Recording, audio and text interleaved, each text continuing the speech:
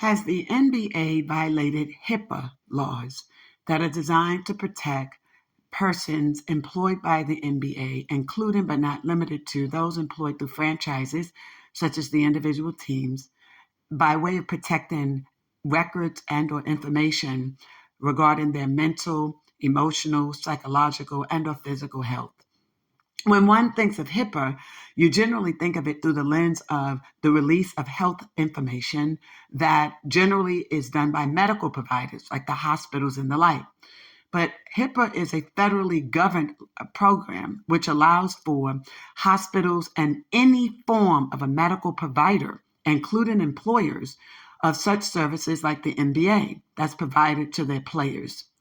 And recently, as a result of investigating Chrysa Chin, one who started out in the NBA as a quote unquote administrative assistant and then took a leave, if you will, from the NBA to return to the NBA, and then all of a sudden have multiple titles that now has her under the players union side or players association side, with titles to include but be not limited to executive vice president of player relations, development, etc.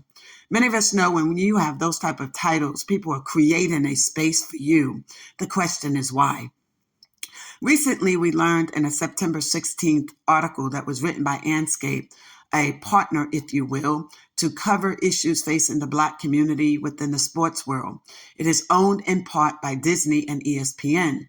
The article that was written is Mark J. Spears, in which he refers to Ms. Chen, a Chinese American of Hispanic background, as a quote unquote MBA mom. We already did a part 1 on this show, and part 2 is to cover the HIPAA issues. From 2014 to the present, there had been an attempt to get Chrysa Chin to be nominated by the Naismith Memorial Hall of Fame. She's not entitled to that.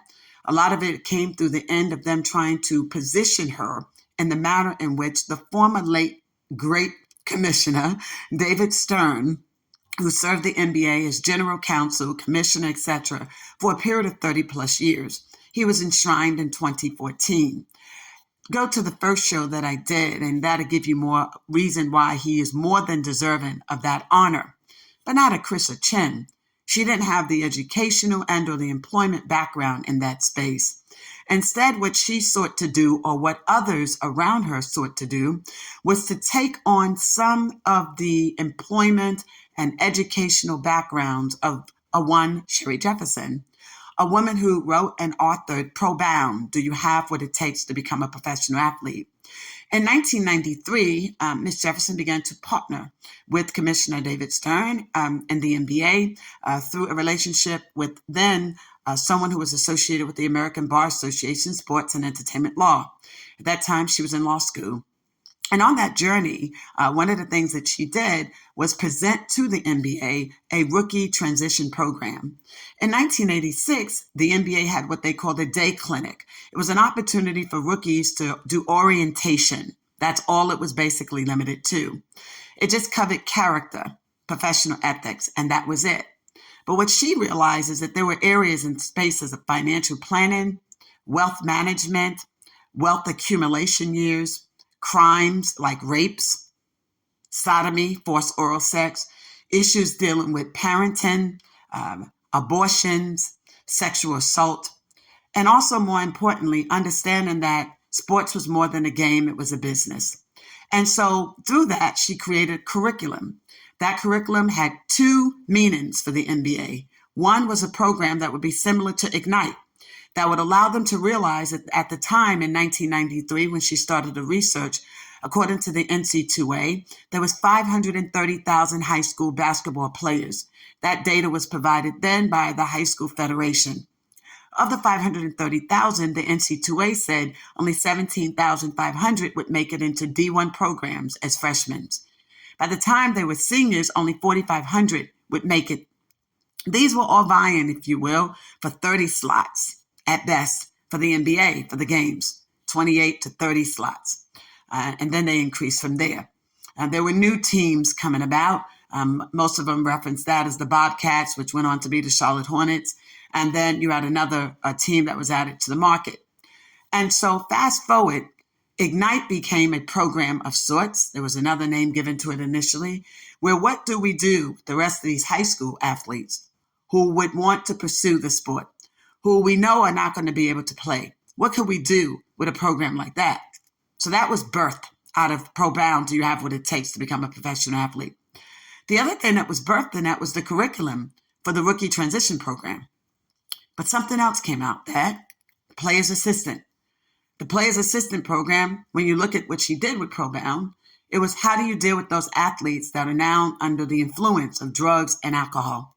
Some of it was through alcoholism, but others were those who sustained injuries and as a result was hooked on pain pills and the like.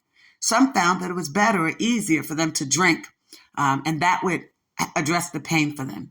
But for others, it was dealing with other issues that surrounded them becoming athletes. Some of those athletes were subject to sexual abuse. Some of those athletes were trying to find their way in terms of relationships with women, how to connect. Some of them were trying to deal with the mental, emotional, psychological, physical, and sexual abuse that came out of that. Some of them had gone to basketball camps where they had faced that type of abuse. Some of them had been sent off to schools to quote unquote prepare for college, if you will, where they were victims of abuse in those campuses too. And some of them just found that they were not able to properly acclimate to professional life. So players' assistance was something that was discussed, a curriculum, a program, services that should be provided. Now, as Chrysa Chin and others attempt to provide information about why she should be eligible or why she warrants such attention for eligibility as a nominee to be enshrined in the Hall of Fame, HIPAA laws are being violated. I don't believe any of these athletes knew or had reason to know that in these interviews, they were going to be called upon to say that they had been recipients of drug and alcohol treatment or that they had been victims of sexual assault. Case in point, a lot of people know Mr. Rodney Strickland, but a lot of people didn't know that Rodney Strickland had to go through alcohol treatment, that he was dealing with sobriety. A lot of people didn't know that Allen Iverson was dealing with alcoholism. Yes, they followed his trial. Yes, they heard accusations of an addiction, but no one knew that they were getting treatment and the programs associated directly or indirectly with the NBA. Yes, you have books out there written by Rex Chapman, which tells that story voluntarily. But one might ask about Allen Iverson, for example. In March 2024, March 5th to be exact, he had the honors of a street renaming in Newport News. We were in attendance, Lisa Hampton. We came in, we were in attendance. We wanted to make it part of the documentary, Ron Ball, the Allen Iverson Way. So we wanted to get video footage, photographs, and the like. Allen Iverson came, with his little leather outfit, the cool LL Cool J hat, East End, if you will, articulate, presented himself. He originally was not going to address his personal life on any level until Bo, one of the coaches, mentioned, well, let's recognize his mother, and if you do so, you have to recognize his wife. Well, at that point, everybody knew Allen Iverson had never remarried Tawana Nicole Turner Iverson, but they serve as quote-unquote boyfriend and girlfriend. So he briefly acknowledges that. He gets off the stage, he's fine. But later that afternoon, close to the evening, everyone was going to come to celebrate Allen Iverson. Allen Iverson showed up inebriated. That wasn't AI. He had his orange shirt on. We noticed who was around him. Chrysa Chin, hugged up on him, trying to take a multiple of photographs. We thought, what's going on here? Because AI had gone the entire day like functional, not slurring in his speech, not inebriated, able to function and stand on his own. So I said, where's she come from? What is she up to? So I know everyone's like NBA mom, this, that, and the third. But is that what we're really dealing with? We have concerns at the fact that she's been out there misrepresenting material facts to include but not be limited to that she is the groundbreaking person behind the rookie transition program. She is not. That she executed the program. She did not. That she somehow founded and or created or was the person behind Ignite program. Not true. And or the Players Assistance program. Moreover, that she was the brainchild, if you will, the founder of the NBA Players' Wives Association. That credit goes to no one other than the one and only Tracy Wilson Mourning, the wife of Alonzo Mourning. Howard, he's Georgetown. She was Howard University, Bison. She's D9, Delta. Okay? So when we looked at all these interviews that were being done, we asked, are these athletes under pressure to state that they, in fact, receive these services through the NBA? And if so, has the NBA violated HIPAA laws? As an employer who has player assistant programs, these athletes shouldn't have to answer to interviews through journalists and like to say, I attended this program. I was an alcoholic. I was a drug addict. I was a victim of sexual abuse. When I read the article for NBA Mom and two other articles that were written, one by Bleacher, the other by Sports Illustrated, and one by Legend, which is through the Players Association, I was appalled at the amount of information that these athletes are being required to give. One, Mr. Strickland is stating that this woman has a strong influence over him, that she's there for his disappointments, his relationships, and his guidance. Why? She's an administrative assistant. Why would that person in that capacity have that much influence over a professional athlete? Then I look at the number of athletes like the Allen Iversons and the Stricklands and the Draymonds and a host of others whose names were mentioned. And I'm thinking, why would they need to tell the world about the players' assistant services that they received? Those are protected services that should not be made available to the public at large. No one has to know that. So then I wondered why all of a sudden they're trying to write their own books. They're doing podcasts with it. Is it because the NBA realized that they have these individuals out there saying that they had been alcoholics, that they had problems with drugs and alcohol, sex addictions and the like? They had problems with domestic violence. So now to cover themselves, is the NBA basically saying, you guys go out there and you go through these podcasts and you tell your own stories so that they can protect themselves and say they told the stories and that it didn't come through, Chrysa Chin? Of course it did. And that's actionable. Civil liability should attach to that. It doesn't any other time. I remember when Farrah Fawcett had to sue a provider who wanted to go public with the fact that she was suffering from rectal cancer.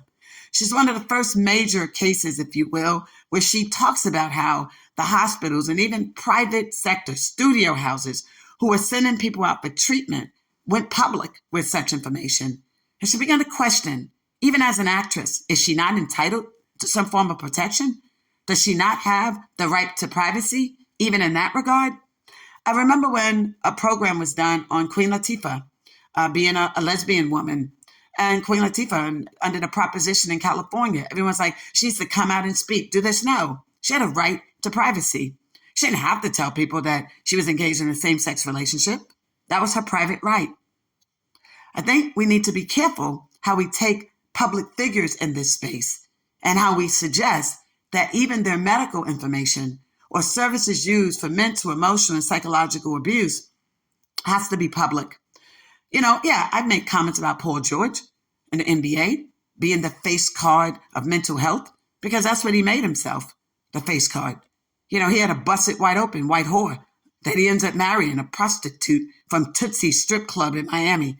Then they try to dress her up. Well, that's different than getting services through the player assistance program. So differentiating the two, what you have here is the role of the NBA and Chrysa Chin and those who are trying to have her elevated to these different levels, taking her from being nothing more than the help, an administrative assistant, to putting her on par with the late Commissioner David Stern and suggesting that she should be enshrined. What services has she provided you all with? It made me wonder. A lot of these athletes have had to go through court proceedings. And some of those court proceedings over the last 20, 30 years may have involved getting drug and alcohol treatment, anger management, domestic violence services, and therapy. Is she using or has anyone used those powers or those orders to suggest that they now have powers over these athletes? That they get to control them? That's not what's supposed to happen. I've looked over a couple of these cases. None of them required them to go through the Players Assistant Program. So wherein the NBA comes in, either through Chrysa Chin or anyone else for that matter, and say, well, you're under a court order, and this is what you're supposed to do. Is the likes of a Chrysa Chin or someone in the NBA's front office suggesting to them directly or indirectly you must go through play as assistant, and we're going to control the outcome, where we control the outcome of your court proceedings too, to suggest that if you don't do what we tell you to do under that quote unquote strong influence, that if we don't do it you tell us to do, or we're not doing what we don't want you to do, somehow we won't let the court know that you completed a program, or an officer or district attorney, especially when these cases may be held in abeyance or something along that line. So I'm trying to make sense of how someone with the Rick Buchanan, and you got Stevens Law Firm, I think it's Crow and Stevens, right? The Rachels, if you will, that type of background, where they have not instructed you on how far-reaching HIPAA is. It's not simply pertaining to the medical profession, but anyone providing space or services within that space. And that's what the NBA's Play Assistance Program is doing.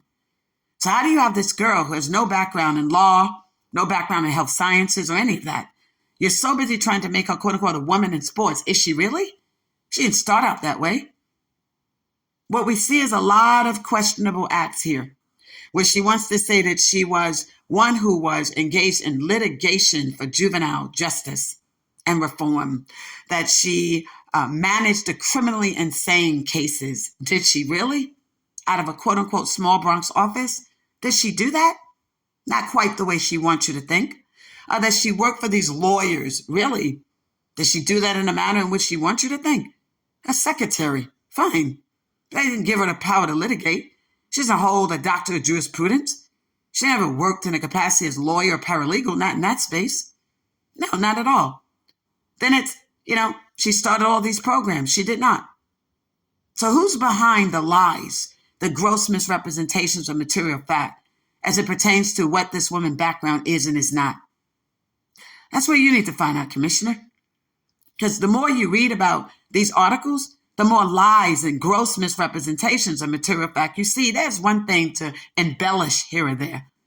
There's a difference between embellishing and blatant lies. But more important, it's a big difference between suggesting that one has provided programs and services through the NBA and then giving journalists the names of the people who receive services, such as those persons will be interviewed. Do they know that they have the right to say no? Or do they think that they have to say, yes, I did go through this program. Yes, I was an alcoholic. Yes, I was a drug addict. Yes, I did beat a woman in a hallway. Yes, I did do this, that, and the third. Do they really have to go so far as to acknowledge all the things they did? Or can they tell these journalists no? Why do they have to go out their way to support Chrysa Chin? Why do they have to find it in their means or their ways, if you will, to say that this person is deserving of being enshrined, or more compelling, to even continue to mention her name? She's an employee, for crying out loud. Who's trying to make her more than that? And why? Why are athletes being asked to do certain things with her? Why is she showing up to places she's not even invited to? So does she troll and stroll and canvass their personal and professional lives to find out where they are and what they're doing and then show up? I mean, I look at the photograph and the way that she showed up. Someone sent me this photograph and said, well, that's her with Curry. But at the time, Curry's mother and father were going through a divorce. So she just show up, He's pursuing a championship. He's on that journey for the finals. So she just show up there. And then when we looked at the photograph, I said, this is interesting because the photograph that's available pretty much has her like she's coming from one era, he's at another, and like someone quickly took a photo. Then that ends up as part of an article, as if he's one of the persons who's gotten services from her. So although you don't specify that he did, the fact that that photograph exists within the ambit of an article about NBA Mom and other articles, Legend, Bleacher, Sports Illustrated, it allows you to think, wow, is Curry and his generation getting services from her too? That's interesting. And then you see online where there's this promotion for her, someone suggesting that she should be enshrined. Now, I don't know who this troll account has come from, but let me be clear. She's not a Commissioner David Stern. No shape, form, or fashion. She's an administrative assistant who, for reasons the NBA know, left the NBA and somehow came back. And now you're on that side. McCollum's sends her over in 2022 to the other side of the NBA. But why is she there, players? Why is she there? What services is she actually providing? I think we're all about tired of the lies and the gross misrepresentations of material fact. She didn't start these programs. She wasn't groundbreaking for these programs. These programs had already existed in their entirety. And if, in fact, she did with the programs what she was supposed to do, or what should have been done, there would be no need for some of the services that are now being provided. She didn't do what she was supposed to do. No. Ms. Jefferson had met with Commissioner Stern, different meetings, and other commissioners too, by the way, NFL and Major League, in which these things were supposed to be put into effect. She created the curriculum. Had that curriculum continued to be followed, you would have some of the issues that you have in the NBA. But for what it did do for those players, when you look at a class like Allen Iverson's 96 class, which to me is the class of Kobe Bryant, I break them down as this. We have the Irvin era, Julius Irvin, Irvanian, Jordanian for Michael Jordan, from 76 to 86, 86 to 96, Jordanian, and the Britain era, Kobe Bryant, that era. And then you have the Jameson era. And now we're in the Korean era. That's how we break it down. Ron Ball, the Allen Iverson way, will be more detailed with that. But even when we look at these eras, no, it's not going to be an Iverson era. He didn't have a chip. Kobe Bryant had it. 5 of them. 19 years. 1 team only. First team NBA All-Star. That's his era. Kobe Bryant, the Brytanian era. That's what that era goes to. But look at what was happening as these eras move forward. Allegations of forced sodomy, forced prostitution, arrest, drug addiction, alcoholism, abuse of the wives, going up their wives or their girlfriend's tail, anal sex. I did a show called Athletes, Anus, and Agony. Check that one out. Because we get a lot of info too, right? I mean, who's thinking about doing that? Force anal with a female while you do a dunk on her, forcing her to have oral sex with your women, your wives, your girlfriends, the so-called Latin girls, teaching you guys that, how to lay the black girls on their stomach while you violate them anally, but you lay everyone else on their side. Okay? This HIPAA information is of great concern to us. So I say to the NBA, if Chrysa Chin and others are so busy trying to promote her programs and services, you have to comply with HIPAA. You're not supposed to give the names of these individuals who are receiving player assistance services. They are governed by HIPAA. No one should have ever known that this particular athlete was a victim of a sexual assault, required psychiatric treatment. I mean, who's doing that? And then when you do that, what do you do to him? Maybe it creates problems in the community. Maybe people can now falsely accuse that person of doing something. Maybe people look at him like he's gay. Maybe he has to be ostracized. She's not supposed to give up any names with regard to who's been provided with services. That's unconscionable. And that's violative of HIPAA. Do something about that, NBA. Lisa Hampton. Love is selflessly authentic. Having all money, power, talent, opportunities now.